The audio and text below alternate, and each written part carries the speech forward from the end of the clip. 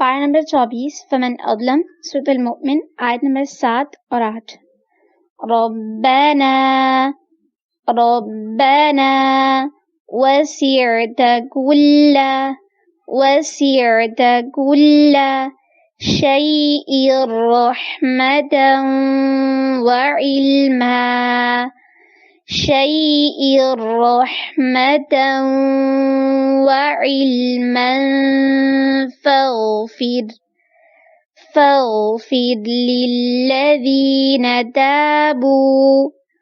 فاغفر للذين تابوا واتبعوا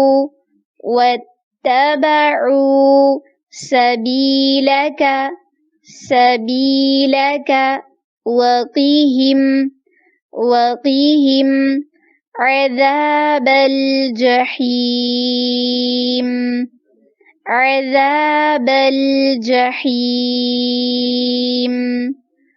ربنا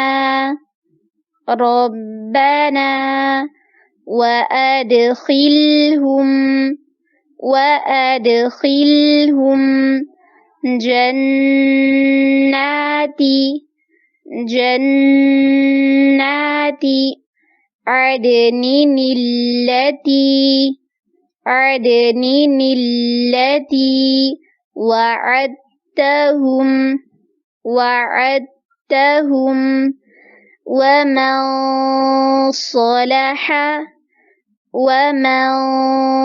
صلح من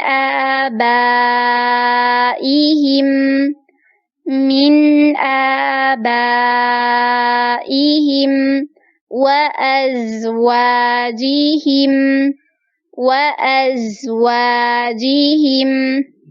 وذرياتهم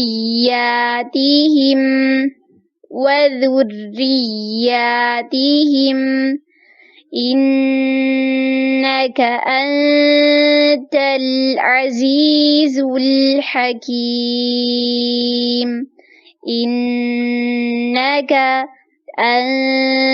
العزيز الحكيم ربنا وسعت كل شيء رحمة وعلما فاغفر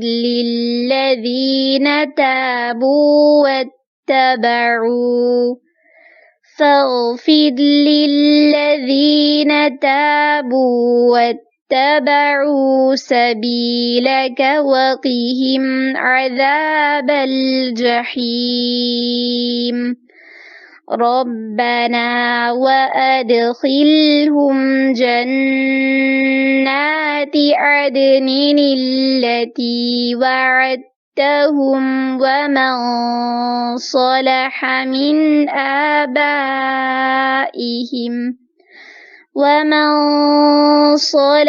من آبائهم وأزواجهم وذرياتهم إنك أنت العزيز الحكيم। तर्जुमा, ऐ हमारे परवरदिगार, तेरी रहमत और तेरा इल्म हर चीज को इहाता किए हुए है, तो जिन लोगों ने तौबा की और तेरे रास्ते पर चले इनको बख्श दे और दोज़ख के अजाब से बचा ले। ऐ हमारे परवरदिगार, इनको हमेशा रहने की बहश्तों में दाखिल कर जिनका तूने इनसे वादा किया है, और जो इनके बाप दादा और इनकी बीवियों और इनकी औलाद में से नेक हों, इनको भी बेशक तू गालिब हिकमत वाला है। वीडियो पसंद आने की सूरत में लाइक, कमेंट और शेयर करें। हमारे चैनल को सब्सक्राइब करें और बेल नोटिफिकेशन को ऑन कर दें ताकि नए आने वाली वीडियोस आपको बआसानी मिल सकें।